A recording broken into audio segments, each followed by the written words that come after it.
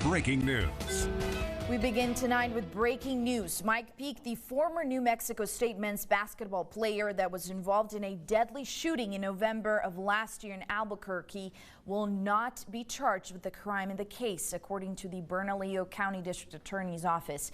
KTSM 9 Sports Director Colin Deaver joins us tonight with more. Colin.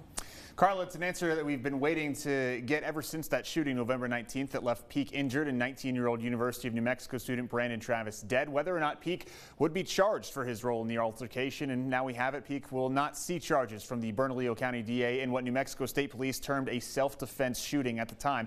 KTSM confirmed the news tonight with the Bernalillo County DA's office. They said in a statement, quote, "The decision not to charge Mike Peake was made by the prior administration based on all the facts and evidence presented to them. Nothing has changed, so we're honoring that decision," end quote. Peake was suspended from the Aggies team in November due to his role in the shooting and the events leading up to it, then entered the NCAA's transfer portal in late March. Peake commenting on the news himself tonight, saying on Twitter, quote, "So glad I didn't lose myself through this process. I love how everyone had their own pieces to say. Now it's my turn to explain my story in due time," end quote. Now the DA's office was also investigating 5 other former members of the NMSU basketball team for possible charges. We asked the DA's office about the status of former coaches Greg Heyer and Dominique Taylor, as well as former players Isu Muhammad, Anthony Roy, and Marcellus Avery, but they did not provide an answer as of yet whether any of those 5 men could see charges. We hope to have an answer either way in the coming days. The deadly shooting in Albuquerque on November 19th, 2022 occurred in the early morning hours before UNM and NMSU were supposed to play a rivalry basketball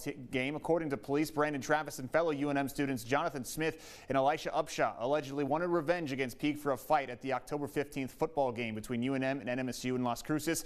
The 3 men allegedly lured Peake to UNM's campus with the help of a 17-year-old female UNM student on the promise of sex. The 3 men attacked Peake with baseball bats, and when he tried to run away, Travis chased him with a gun drawn. The 2 exchanged fire. Police say Travis shot first, and Peake fired back in self-defense. Travis was shot 4 times and died from his injuries, while Peake was shot once in the leg. The 3 other UNM students were all arrested and charged with multiple crimes, including aggravated battery and conspiracy. Smith took a plea deal in January, while Upshaw is currently awaiting trial after pleading guilty. Now, all of this, of course, unrelated to a separate case of alleged hazing and sexual assault, of which there is currently a lawsuit by 2 former players against 3 of their former teammates and 2 of their former coaches. We will continue to bring you updates on that case as well as the shooting here on KTSM. Carla.